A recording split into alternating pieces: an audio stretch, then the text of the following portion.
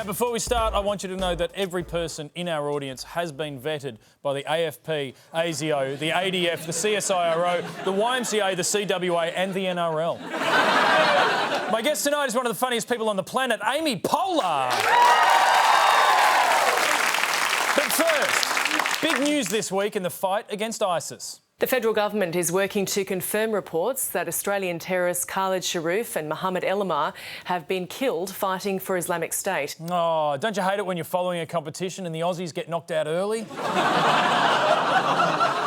Now, this all happened just as the Abbott government unveiled its latest anti-terrorist weapon. The federal government's put long-awaited and controversial new laws to Parliament that would allow terrorists to be stripped of their Australian citizenship. The federal government will consider making its plan to strip citizenship from dual nationals involved in terrorism retrospective. Retrospective? It should be posthumous. Yeah? Peter Dutton's probably in Iraq right now, digging them up, telling them they're not welcome back and burying them again. But while citizenship laws were discussed in the Parliament, the People's Parliament, Q&A, discussed it live on TV. And the Prime Minister didn't like what he saw.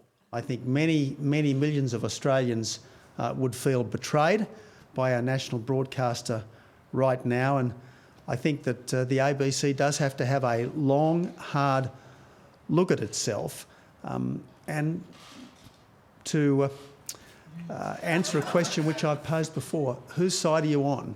Whose side are we on? Trick question, Prime Minister. If the ABC's doing its job, we're on nobody's side. The press ran with it today, and I think the Courier Mail was the winner with It's Your ABC. I've got to tell you, I was so drunk, I don't even remember having that photo taken. I mean, it's definitely my AK-47, but I just never seen the flag before in my life. But it sounds like Q&A was pretty full on. Now, I missed it because on Monday night I have my life drawing class.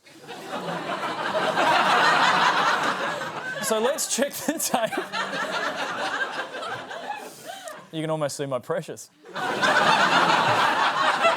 So anyway, I didn't see Q&A. So let's check the tape and let's see what happened. Round one, ding ding. I had done and said some stupid things, including threatening to kidnap and kill. But in 2005, I was acquitted of those terrorism charges.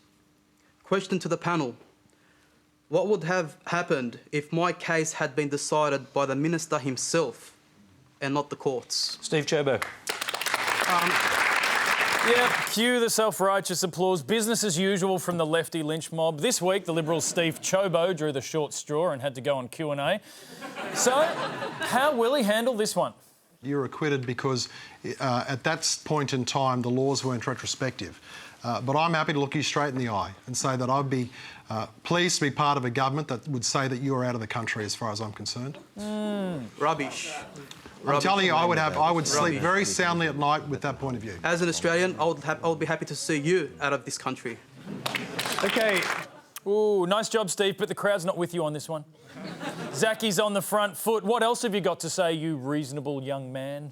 The Liberals now have just justified to many Australian Muslims in the community tonight to leave and go to Syria and join ISIS because of ministers like him. OK, I think that's a comment we're just going to rule totally out of order. I'm sorry about that. Ooh. Silence from the lefty lynch mob. Zacky's just put himself on the ropes. There's an opening here for Ciobo. What do you got? I know a lot of Muslims, they're very good people, and I think that they would be recoiling at what you just said. OK. Bam! Ciobo with the win. Zacky is down for the count. The Q&A audience goes wild for the Parliamentary Secretary, for the Minister for Foreign Affairs, Prime Minister. The ABC showed your man having a win. Whose side are they on? Yours! Which is just another example of ABC bias.